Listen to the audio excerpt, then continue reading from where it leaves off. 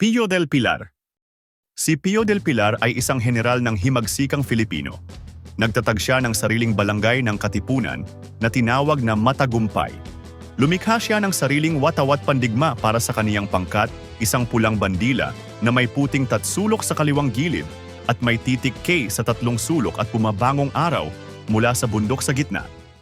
Pinamunuan ni Del Pilar ang mga Filipino sa labanan sa Binakayan noong 1800 at 76 at matagumpay na pinalaya ang bayan mula sa mga Espanyol.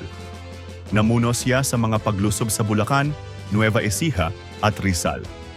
Ang huli niyang labanan sa mga Amerikano ay sa bayan ng Morong at doon siya nadakip. Ipinatapon siya sa Guam at pagkaraan ng isang taon ay nagawaran ng amnestya.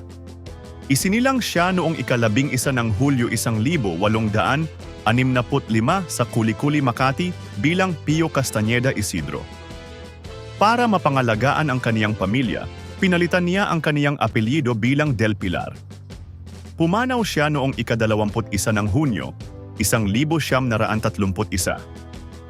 Ipinangalan sa kaniya ang baryo ng Kulikuli. Nakalagak ang kaniyang mga labi sa Mausoleo de los Veteranos de la Revolucion sa Manila North Cemetery